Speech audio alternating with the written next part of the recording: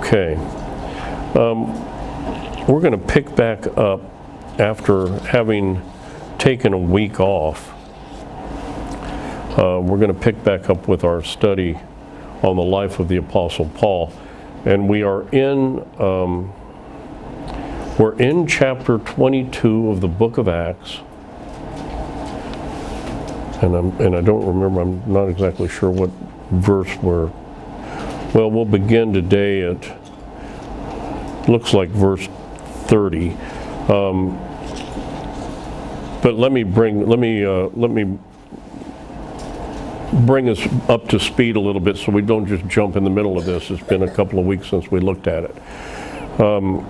You will remember that Paul has finished his third missionary journey that took him through Asia, Macedonia, Achaia, which is where Corinth is located. He spent 3 years in Ephesus. And one of the things that he was doing, one of the primary things he was doing, was taking up a collection for the poor saints in Jerusalem. And so he wanted to go to Jerusalem and deliver that. And he wanted to be there because of one of the feasts. It would have been Feast of Weeks. I forget which one that is. We've got it's the second one after Passover. Well, it'll come to me in a minute. Anyway, he makes it to Jerusalem, and while he's in Jerusalem,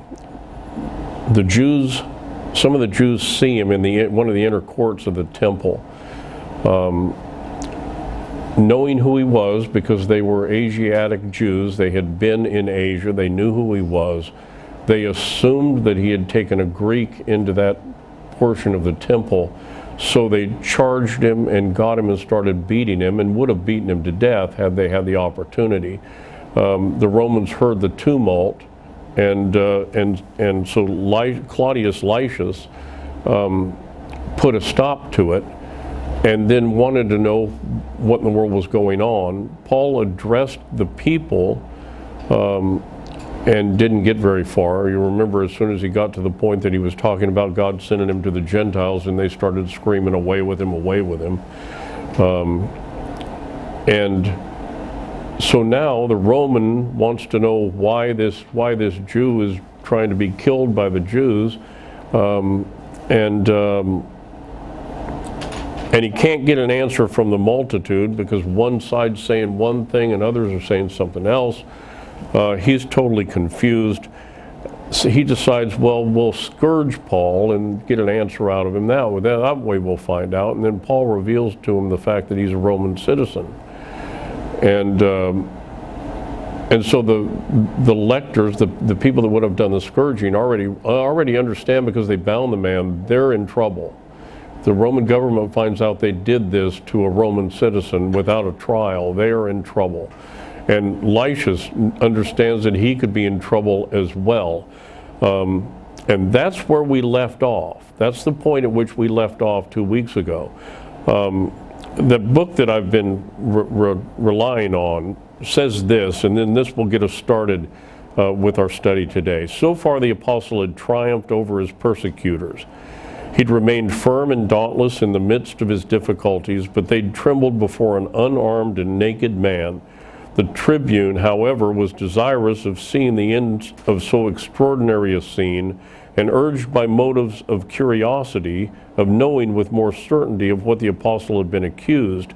He therefore, instead of setting Paul at liberty, as many in his situation would have done, commanded the chief priests and the council of the Sanhedrin to assemble on the morrow, that they might hear his defense and judge in the matter whereof he was accused. Now, remember what he's accused of. The actual accusation that he was accused of was found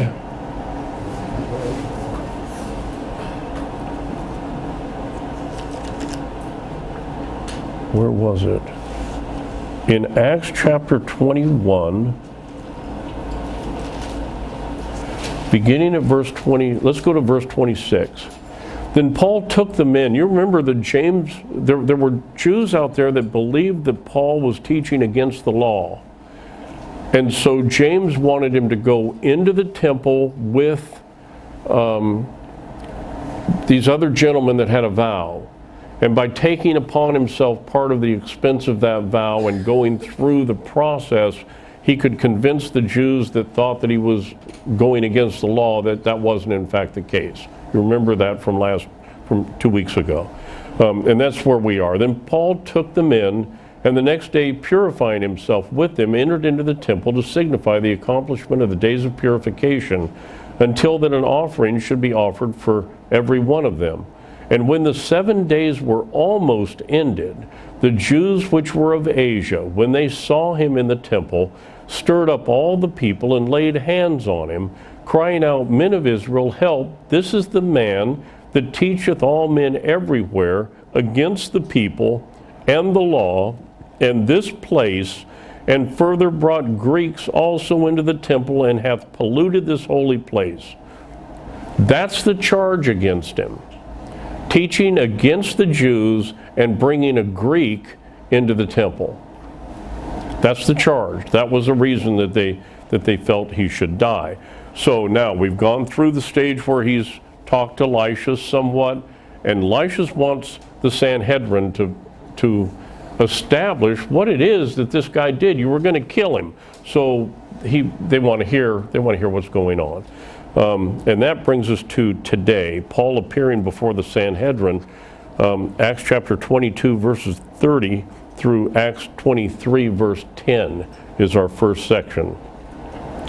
On the morrow, because he would have known the certainty wherefore he was accused of the Jews, he loosed him from his bonds and commanded the chief priests and all their council to appear, and brought Paul down and set him before them. Chapter 23, And Paul, earnestly beholding the council, said, Men and brethren, I have lived. Now I'm going to read it now, and then we're going to come back and I'll make some comments on what I'm reading. Men and brethren, I have lived in all good conscience before God until this day. And the high priest Ananias commanded them that stood by him to smite him on the mouth. Then said Paul unto him, God shall smite thee, thou whited wall. For sittest thou to judge me after the law, and commandest me to be smitten contrary to the law? We'll cover that in just a minute. And they that stood by said, Revilest thou God's high priest? Then Paul said, I wist not, brethren, that he was the high priest, for it is written, Thou shalt not speak evil of the ruler of thy people. But when Paul perceived that one part were Sadducees and the other Pharisees, he cried out in the council, Men and brethren, I am a Pharisee, the son of a Pharisee, of the hope and resurrection of the dead I'm called in question. And when he had so said, there arose a dissension between the Pharisees and the Sadducees, and the multitude was divided. For the Sadducees say there is no resurrection, neither angel nor spirit, but the Pharisees confess both.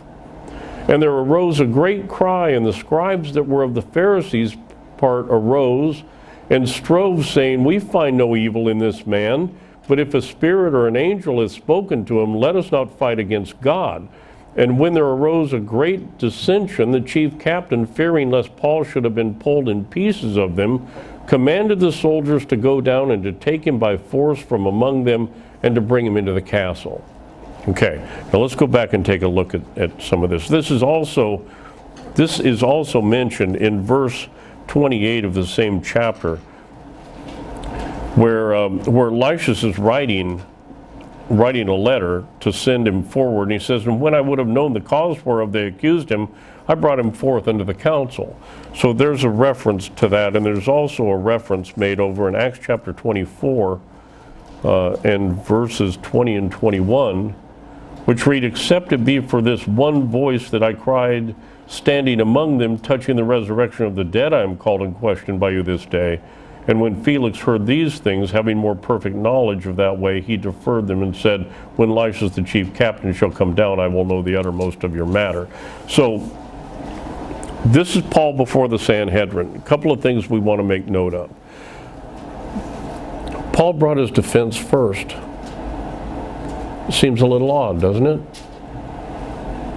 I don't know of very many honest trials where the defendant presents his case before the prosecutor presents his. They never read the charges. Lysias wants to know what in the world's going on. What are you charging him with? And they have Paul stand up and make his defense before they even present the charge. That ought to be a red flag to somebody. Somebody ought to kind of go, what? Why is Paul giving his defense first? And then he says, men and brethren, I have lived in all good conscience before God until this day. And that so infuriated Ananias as impugning the justice of the tribunal that he immediately commanded him to be smitten on the mouth, which was a common practice in the East. But it goes against the law of God. Now, first I want to show you something about this good conscience. Look at 1 Timothy chapter 1. Because this is something that Paul had striven to do. I don't know if that's a word or not. Sounds like it could be. Strove to do, maybe that's it. Throwing in a little bit of archy, for 1 Timothy chapter 1, verse 5, where Paul writes Timothy and says, now the end of the commandment is charity out of a pure heart and of a good conscience and of faith unfeigned. And in same chapter, verse 19, he says, holding faith and a good conscience, which some having put away concerning faith have made shipwreck. And then he also mentions conscience over in Hebrews chapter 13 and verse 18, where he says, pray for us, for we trust we have a good conscience in all things, willing to live honestly. One of the things that ministers have to do, and Paul did it, was keep their conscience clear.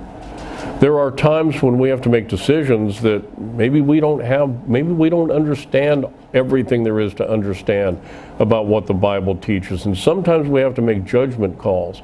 And sometimes when it comes to making those judgment calls, the question is my conscience clear with this? Because if it's not, if I'm doing something wrong, the Holy Ghost is going to bother me.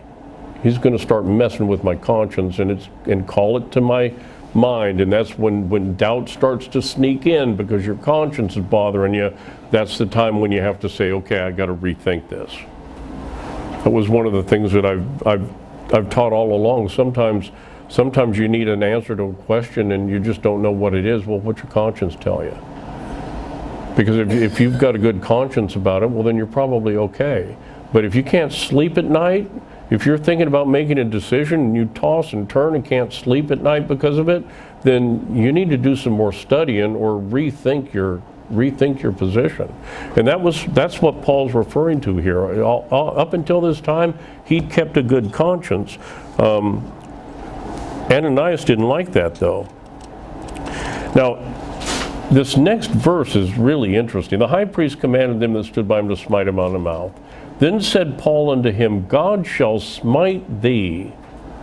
And we're going to come back to that in just a second. That's a prophecy that was fulfilled. You won't find it in the Bible, but you'll find it in the history books. That was fulfilled shortly after Paul spoke those words.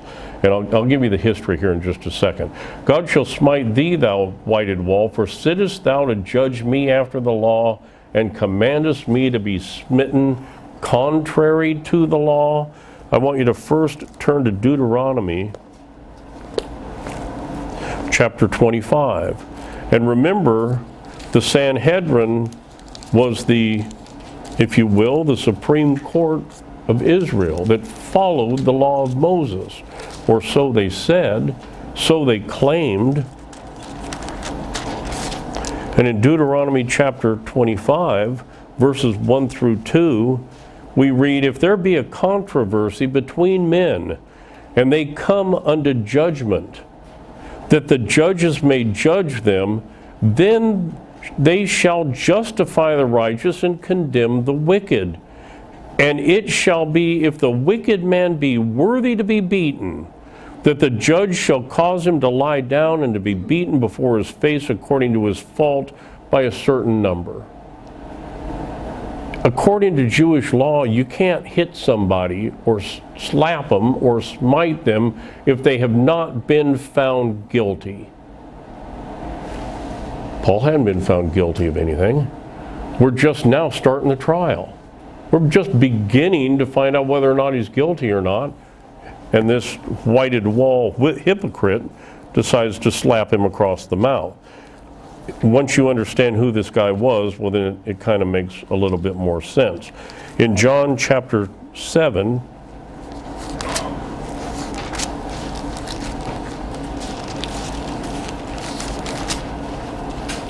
and verse 51,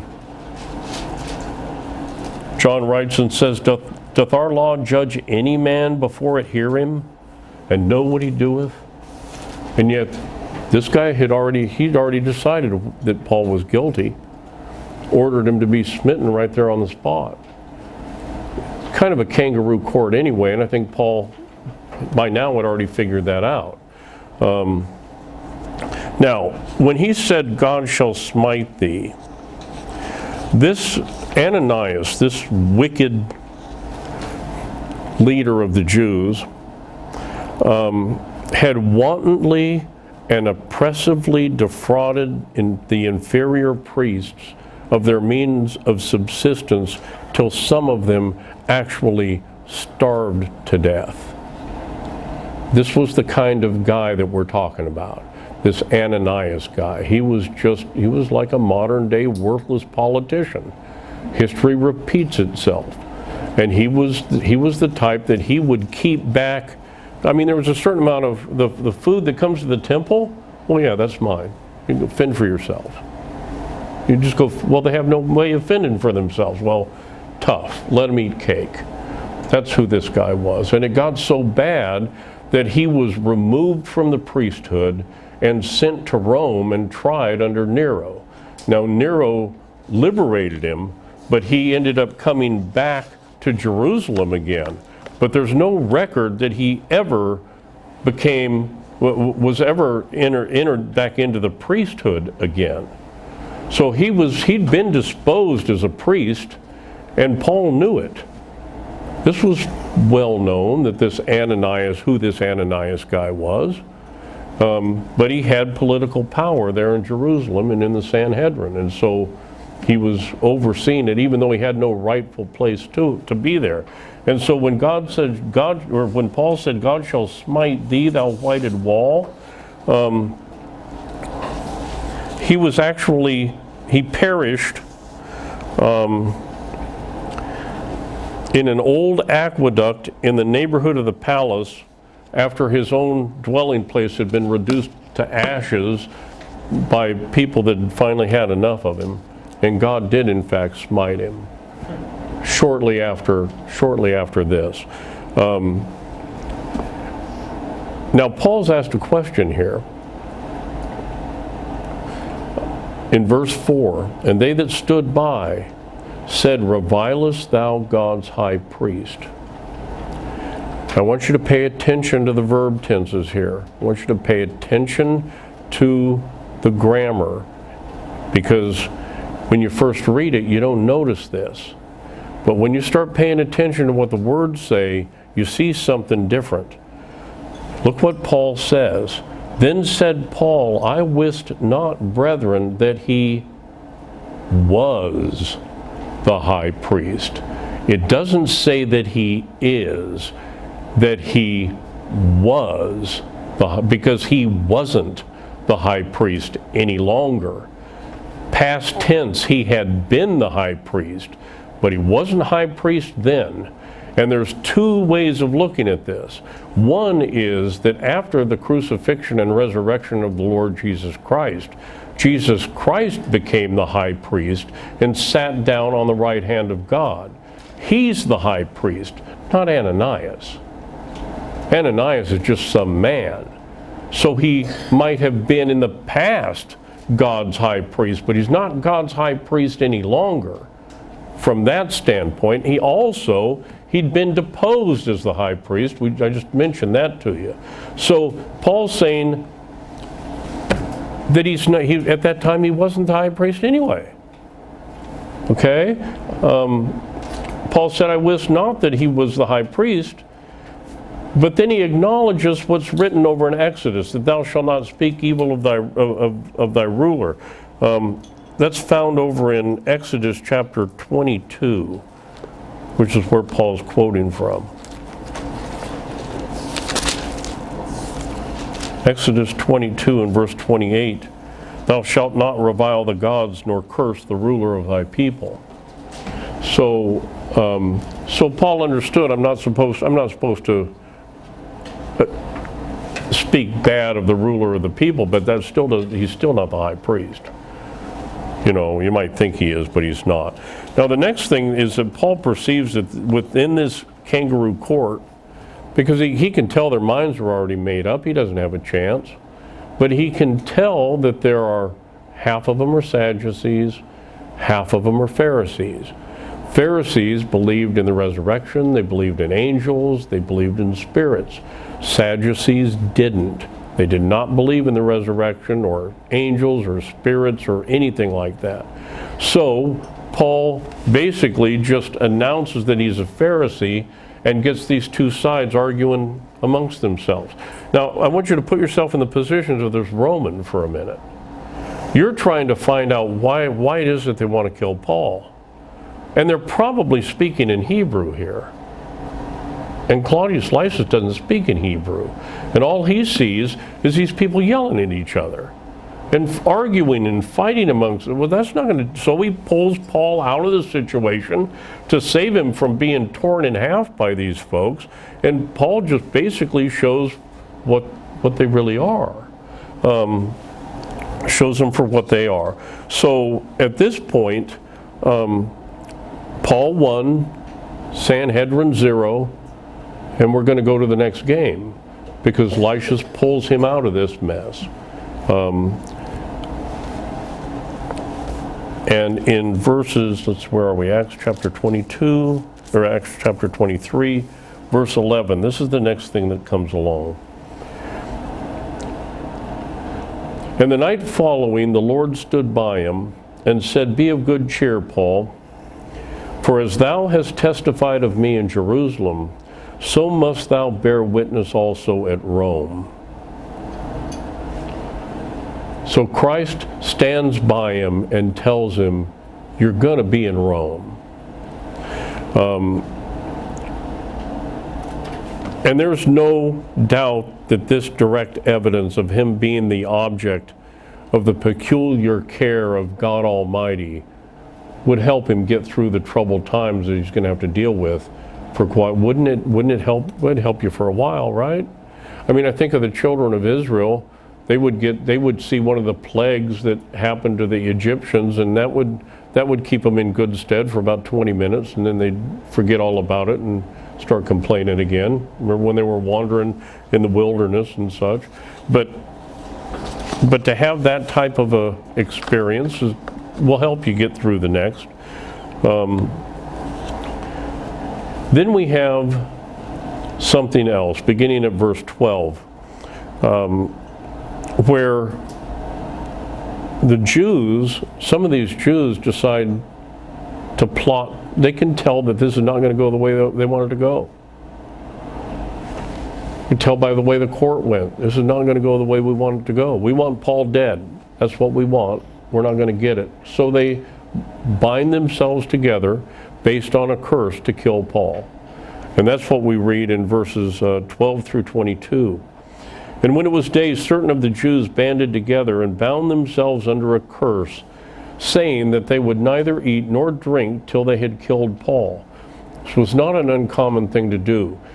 The hooker on this, though, is that since they're going to get the sanction of the Jewish leaders, if it doesn't happen, they can go in and pay a fine and be released from their vow. So if they're not able to kill him, it's not like anything's really going to happen. We'll do this, and then if we don't get it, well, then we'll just pay the guys off, and that'll be the end of it. And there were more than 40 of them that made this conspiracy. And they came to the chief priests and elders and said, We have bound ourselves under a great curse, that we will eat nothing until we have slain Paul. Now therefore, ye with the council signify to the chief captain that he bring him down unto you tomorrow, as though ye would inquire something more perfectly concerning him, and we, or ever he come near, are ready to kill him. So the plot is, you call Lysias, have him bring Paul before you tomorrow, because we've got some other questions for you, and on his way, we'll kill him. And we'll do it in such a way that they won't know that you were tied into it, but it'll solve your problem. We'll kill him off that way. And now I want you to see how God protects people, because there's something providential in all this. Beginning at verse 16. When Paul's sister's son heard of their lying in wait, this is Paul's nephew, he went and entered into the castle and told Paul. Then Paul called one of the centurions unto him and said, bring this young man unto the chief captain, for he hath a certain thing to tell him. So he took him and brought him unto the chief captain and said, Paul the prisoner called me unto him and prayed me to bring this young man unto thee, who hath something to say unto thee. Then the chief captain took him by the hand and went with him aside privately and asked him, what is that thou hast to tell me? And he said, the Jews have agreed to desire thee that thou wouldest bring down Paul tomorrow unto the council, as though they would inquire somewhat of him more perfectly. But do not yield unto them, for they lie in wait for him of them more than 40 men, which have bound themselves with an oath that they will neither eat nor drink till they have killed him. And now are they ready, looking for a promise from thee. So the nephew informs Lysias of what's going to happen. And Lysias sends him away, admonishing him not to tell anybody, which only makes sense. So the chief captain then let the young man depart and charged him, see, thou tell no man that thou hast showed these things unto me. And the next thing that we see is what Lysias did. Now Lysias didn't have any interest in Paul doctrinally speaking, but Paul's a Roman citizen. And he's there, his job is to protect, number one, first and foremost, Roman citizens. And these Jews want to kill a Roman citizen. So he takes his job seriously enough that he takes this next step. He called unto him 2 centurions, saying, make ready 200 soldiers to go to Caesarea, and horsemen 70, that's 70, and spearmen 200 at the 3rd hour of the night. So he's got 470 men surrounding Paul, to 40 Jews that have a conspiracy. I think those are pretty good odds that Paul's going to get out of here.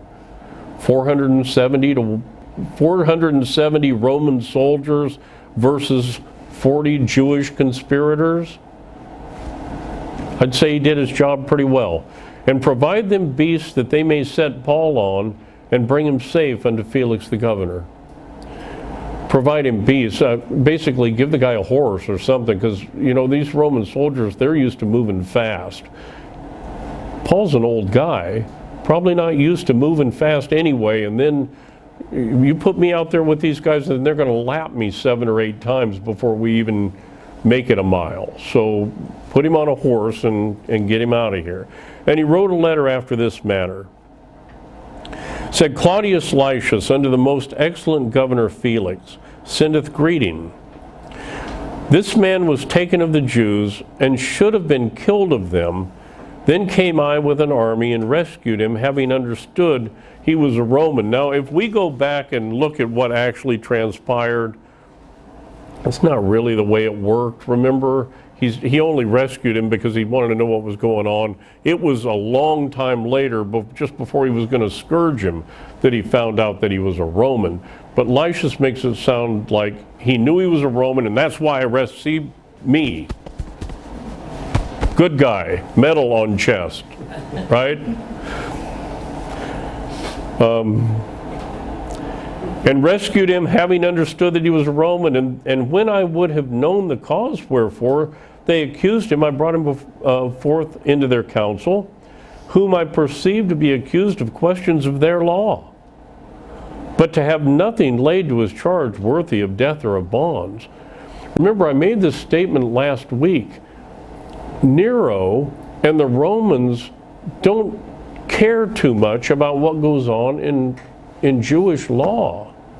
They're not concerned with those things. Most of that stuff is superstition to them. Now, they allowed people to keep their own religions as long as those people would acknowledge Rome. And they didn't much get involved in it and didn't really care too much. Just behave yourself, acknowledge Rome, pay your taxes, we'll leave you alone. Kind of like the U.S. does today. They let churches exist here. They don't much care what we teach. Just pay your taxes and don't go out and cause problems, and we'll usually leave you alone. Now, I don't know that that's going to be the case much longer, but that's been the way it's been up until now anyway. Okay? But it's the same thing that was going on in Rome. So Elisha's concern was, I got a Roman citizen here I got to take care of. So he's thinking that this is something to deal with Jewish law, which it did, and it actually wasn't even Jewish law. It was Jewish tradition more than Jewish law that they were after him on. And when it was told me how that the Jews laid in wait for the man, I sent straightway to thee, and gave commandment to his accusers also to say before thee what they had against him. Farewell. So this is a letter that he writes to Felix, so that Felix knows what's going on. Well, let's read a little bit farther. Then the soldiers, as it was commanded them, took Paul and brought him by night to Antipatris, which is about halfway between Jerusalem and Caesarea. So they leave that night and they go that far. On the morrow, they left the horsemen to go with him. Remember, he had 70 horsemen, and he was on a horse himself. And the rest of them returned. The rest of them returned back to Jerusalem, figuring, we're halfway out here, we haven't seen anything. The 400 soldiers, the 200 spearmen and the soldiers, they can go back to Jerusalem, and they let Paul go with the horsemen, who, when they came to Caesarea and delivered the epistle to the governor, presented Paul also before him. And when the governor had read the letter, he asked of what province he was. And when he understood that he was of Cilicia, he said, I will hear thee, said he, when thine accusers are also come. And he commanded him to be kept in Herod's judgment hall. The same story is relayed over in Acts chapter 28, or part of it, Acts chapter 28, verse 17, when Paul is talking to the Jews once he's finally in Rome, and he says, and it came to pass that after 3 days Paul called the chiefs of the Jews together, and when they were come together, he said unto them, Men and brethren, though I have committed nothing against the people or customs of our fathers, yet was I delivered prisoner from Jerusalem into the hands of the Romans. And he starts to go over a little bit of the history of why he's there at the time. So he's now been transferred to Caesarea. Felix, in asking him these questions, understands that he is in fact a Roman. So he commands him to be kept in Herod's judgment hall. That's not a common prison. Herod's judgment hall was a place where he had a great deal of liberty. Kind of a house arrest sort of a thing. So, you had one centurion that you had to worry about, but you were usually chained to him, so you couldn't go too far, but it's still better than living in a first century dungeon, where there's no light and it's, basically solitary confinement of what we would have today, only worse. So he's staying in Herod's judgment hall, and Felix said that he would wait. Now, we need to understand a little bit about Felix.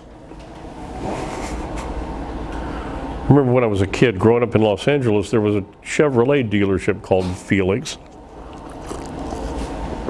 but it was the cat. You remember Felix the cat? And I think the guys that owned that place took their name from this guy because of the way they did business and who this guy was.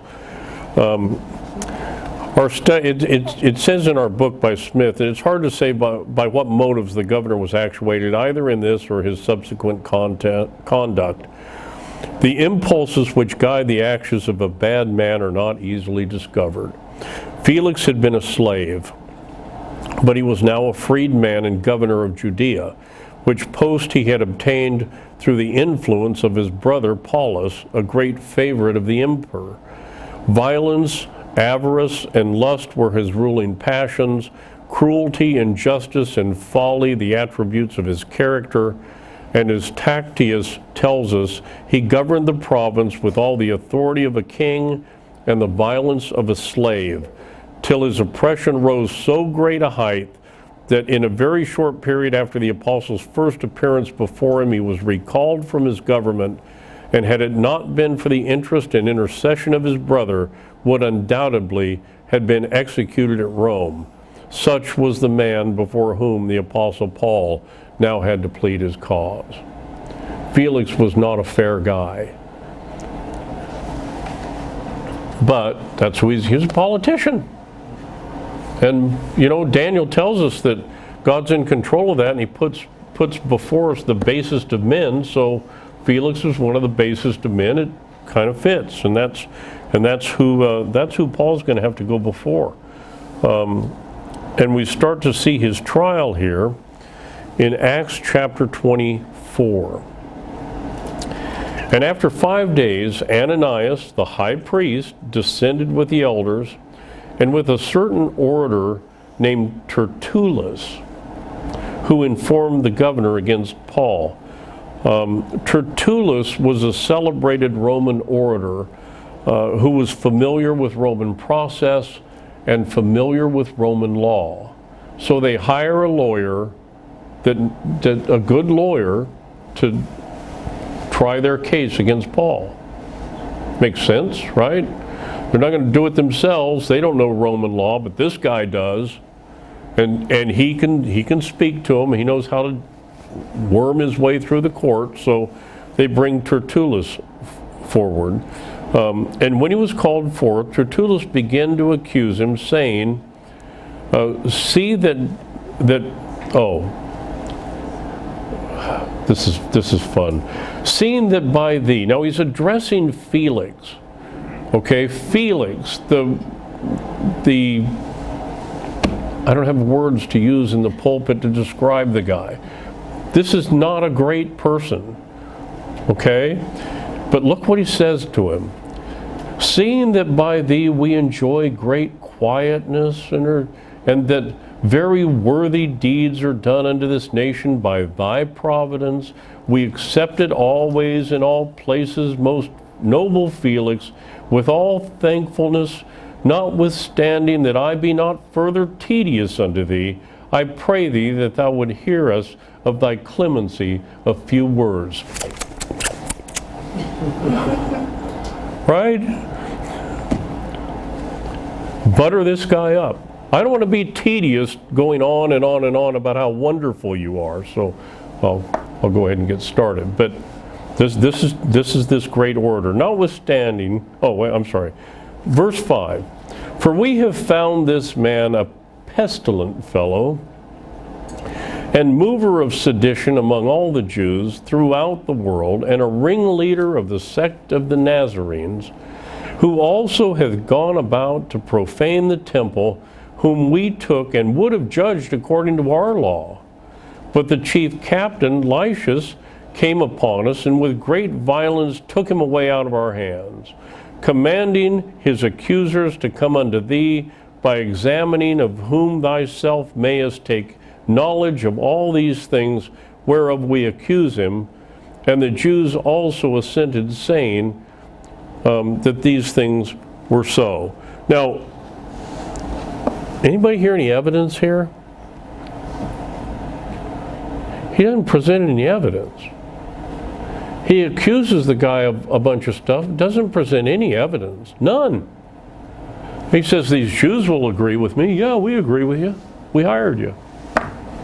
That's it. That's their case. Even Felix can't rule in their favor on something as thin as this. No evidence, none. So to give credit where credit's due, Felix didn't buy the load of manure that Tertullus was peddling. So he brings Paul forward to make his defense. And Paul says this in verse 10, Then Paul, after the governor had beckoned unto him to speak, answered, Forasmuch as I know that thou hast been of many years a judge unto this nation, I do the more cheerfully answer for myself, because that thou mayest understand that there are yet but 12 days since I went up to Jerusalem to worship. 12 days ago. Not even 2 weeks ago is when this started. And they neither found me in the temple disputed with any man, neither raising up the people, neither in the synagogues, nor in the city, neither can they prove the things whereof they now accuse me.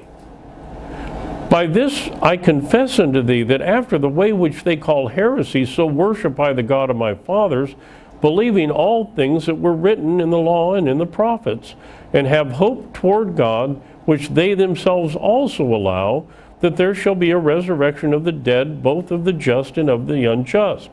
And herein do I exercise myself, to always have a conscience void of offense toward God and toward man.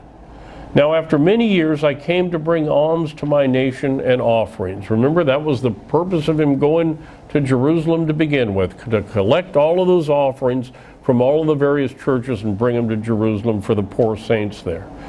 Whereupon certain Jews from Asia found me purified in the temple, neither with multitude nor with tumult, who ought to have been here before thee and object, if they had any aught against me. Where are your witnesses? Pretty good question, huh? Where are the witnesses? Where are the Jews that started the riot? Where are the Jews that called all the rest of the people to come after him? Where are they? They're not there. Look at Deuteronomy chapter 17.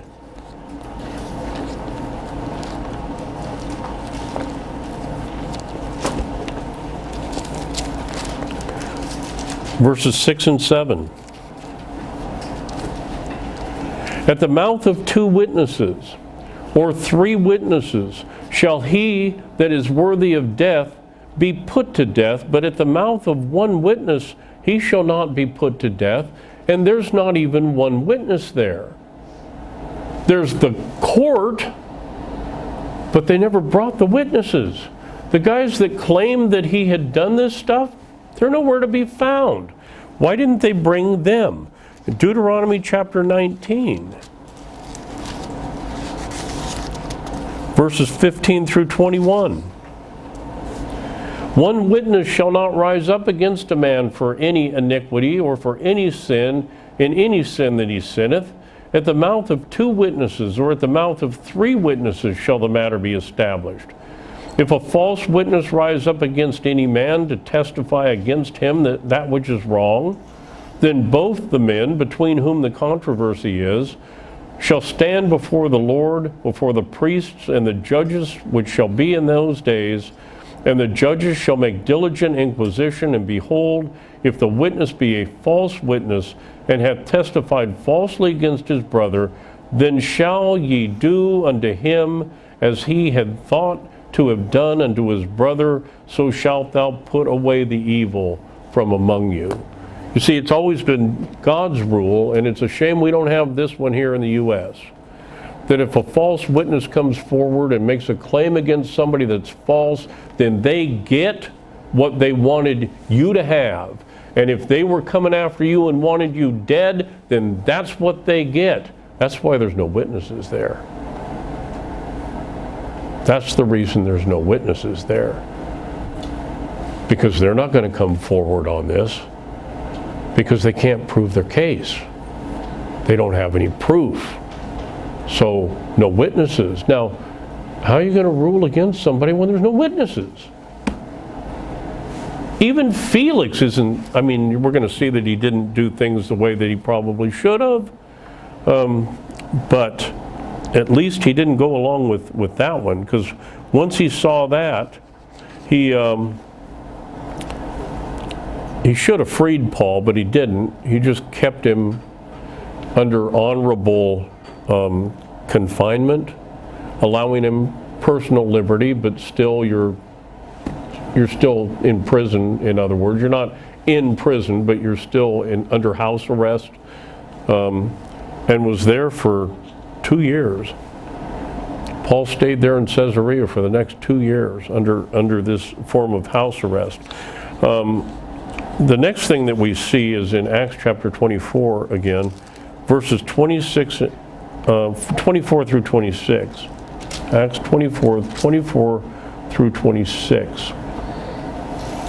After certain days, when Felix came with his wife Drusilla, which was a Jewess, he sent for Paul and heard him concerning the faith in Christ. Now, Felix was actually married to 2 women by the name of Drusilla. There were 2 of them. Drusilla must have been a common name back then. The first was a Roman, and she was the granddaughter of Cleopatra and Mark Antony. That was the first Drusilla that he was married to. This particular Drusilla was a Jew. She was the youngest daughter of King Herod the Great. She was equally famed for her licentious and recklessly extravagant behavior. Is that a pretty way of saying what most of y'all understand it to mean? She was engaged to a king, betrothed to a king. At one time, he refused to be circumcised, so she broke that one off. Became betrothed to another king, ended up marrying him because he was willing to go through the rite of circumcision for her. Felix, with the help of Simon the magician, you might remember him. We've seen him mentioned in the book of Acts. Persuaded her to leave that husband and come live with him. So they're living in open adultery. Drusilla and Felix are living in open adultery. She also abandoned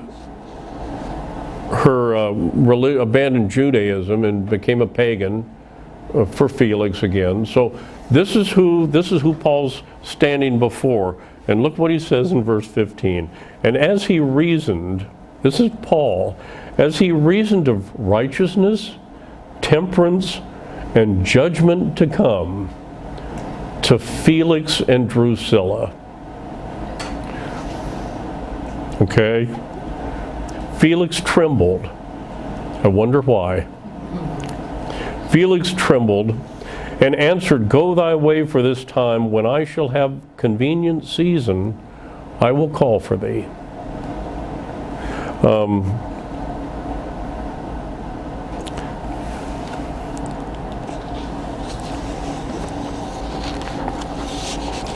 Now the Bible goes on to tell us, if we read the next couple of verses, it says he hoped also that money should have been given him of Paul, that he might loose him.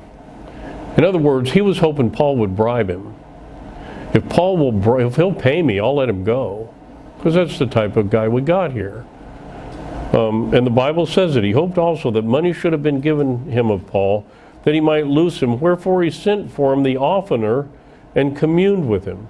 So over the next 2 years, he's constantly bringing Paul forward before him, hoping Paul will finally bribe him so that he can set him, because that's what he expects.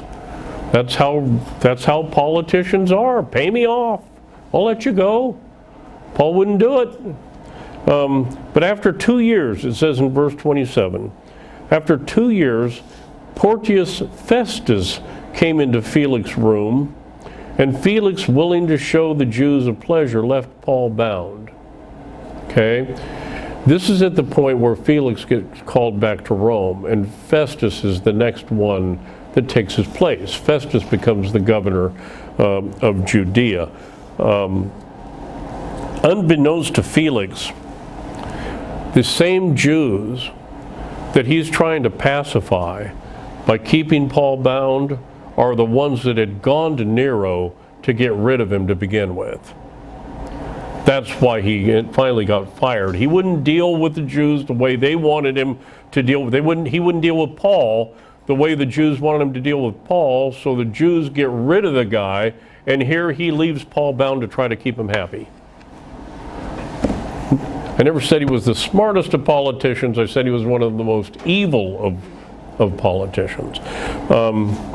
And so now we have Festus. It's a funny name. For folks my age, we remember there was a guy by the name of Festus that was on Gunsmoke, kind of the village idiot. So some of us remember that. But so every time I see Festus, I think of Mr. Dillon. But anyway, he meets the Jewish leaders in Jerusalem. Let me read this real quick, and then we'll look at the verses. Porcius Festus succeeded Felix as governor of Judea. On arriving in his province, he found the whole country one wide scene of desolation, distress, and wickedness. A violent spirit of dissension reigned among the Jews themselves.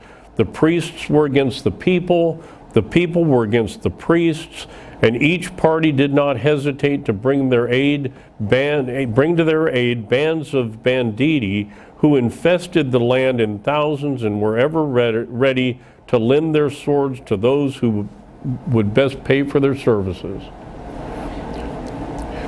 You know, we're still back in about late 50s, early 60 AD. And Jerusalem and Judea was a problem for the Romans. They'd been a problem for the Romans for years. They were constantly in riots and rebellions and fighting here and kind of like what goes on in Minneapolis today, only they probably weren't turning cop cars over and setting them on fire because they didn't have cop cars. But it was the same type of a thing. And these riots were going on everywhere. It kind of explains a little bit about why the Romans finally marched into Jerusalem and Judea and did away with it. You couldn't handle this stuff. There comes a point when you got to put your foot down. And the only way they could put their foot down was to stop it, which they eventually did. But this didn't just all of a sudden happen. This stuff had been going on and brewing for years and years. Finding matters in this state, the new governor did not tarry at Caesarea, but in 3 days after his arrival, went up to Jerusalem to devise some means by which peace might be restored to the unhappy land. The high priest and others of the apostles' enemies seized upon the opportunity to prejudice the governor against him and to poison his ear by the grossest misrepresentations of his conduct.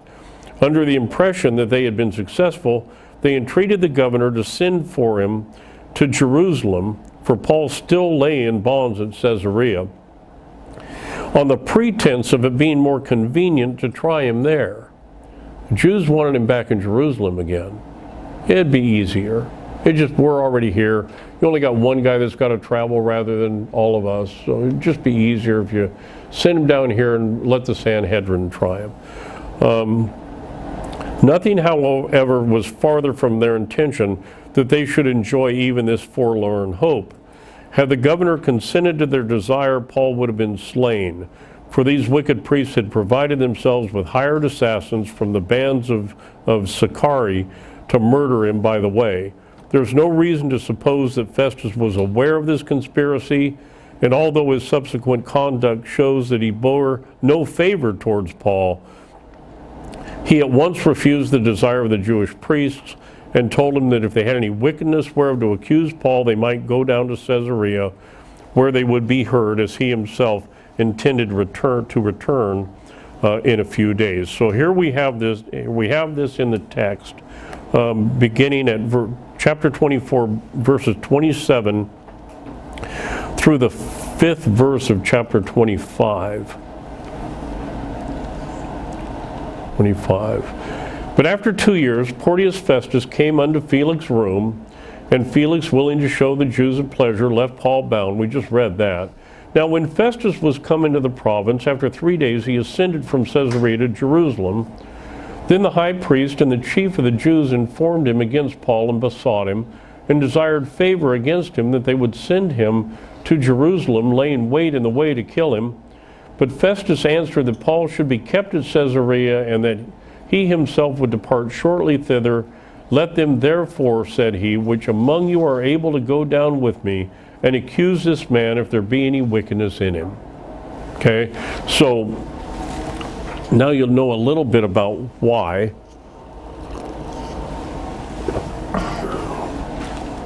Which brings us to an opportunity for Paul to put the thing with the Sanhedrin to rest. In chapter 25, verses 6 through 12. And when he had tarried among them more than 10 days, he went down unto Caesarea, and the next day, sitting on the judgment seat, commanded Paul to be brought. And when he was come, the Jews which came down from Jerusalem stood round about, and laid many and grievous complaints against Paul, which they could not prove. Here they go again, making accusations that they have no proof for.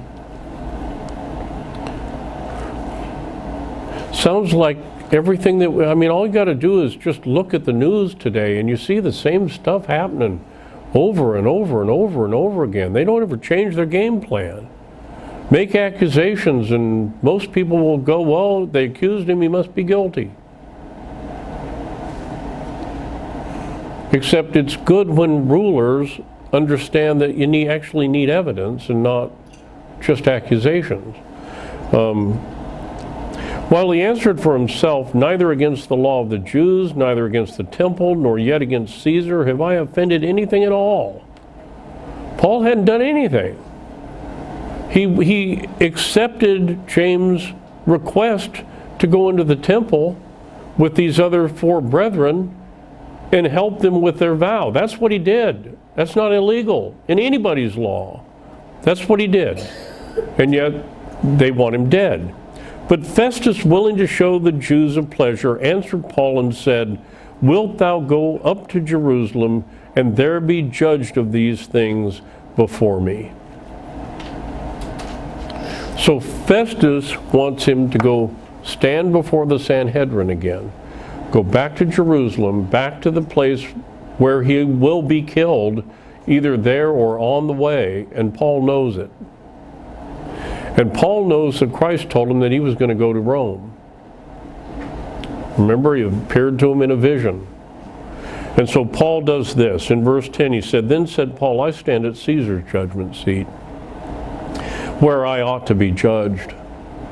To the Jews have I done no wrong, as thou very well knowest. For if I be an offender, or have committed anything worthy of death, I refuse not to die. But if there be none of these things whereof these accuse me, no man may deliver me unto them. I appeal unto Caesar. This was a Roman's right. A Roman had the right to appeal unto Caesar. Kind of like here in the U.S., you have the right, if you're found guilty of something, you can appeal your case. You can appeal it all the way to the Supreme Court if you've got enough money and they're willing to hear it. Now the big difference in Rome was that the emperor didn't have the right to say, yeah, I don't want to hear that case. If someone appealed to Caesar, Caesar was going to hear the case, or his representatives were. It was just that simple, and every Roman citizen had the right to do that. And so that was Paul's out. I appeal to Caesar. It's interesting that you would think that someone that's a governor would understand law, wouldn't you? at least the law of their land. You'd think they would understand that. And yet, I hear things come out of our political leaders that from time to time I have to shake my head and think, did you ever read the Constitution? Have you ever read any of this stuff? And it's no different here. Festus didn't even know that this was a thing. He didn't even know that a Roman citizen could do this. Here Paul says, I appeal unto Caesar. And look what happens next in verse, lost my place.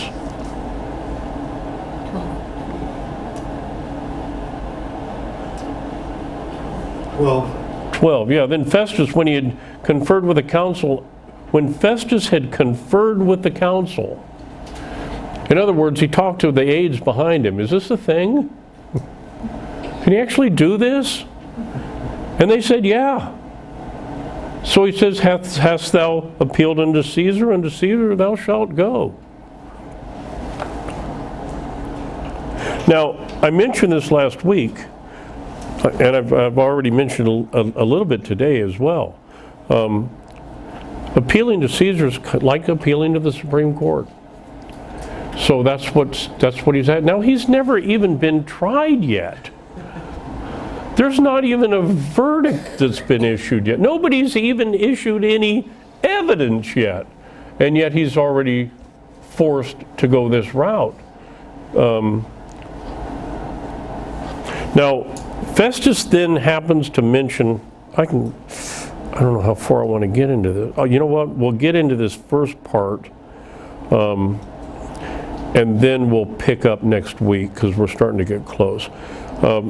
Festus mentions Paul to King Agrippa. This is King Agrippa II that he's talking to. Acts chapter 25, beginning at verse 13. Now, King Agrippa II, you remember Drusilla? She was the daughter of King Agrippa I, Felix's wife, or concubine, if you will. We just talked about her. Well, that makes King Agrippa II Felix's brother-in-law. I think that's how that works, right? Married to his sister. So that would make him brother-in-law. Okay. Verse 13. And after certain days, King Agrippa and Bernice came unto Caesarea to salute Festus. Okay? He's the king. Anybody know who Bernice is? Well, you know the acorn usually doesn't fall far from the tree. Bernice was also the daughter of King Agrippa the First, and sister to Drusilla, the wife of Felix, and sister to King Herod II. But she traveled with King Herod II, and it was rumored that there was more than just a traveling companionship involved in the two. Most of what's written about her is rather unflattering, to say the least. She had a series of marriages, and in each of them her husband died.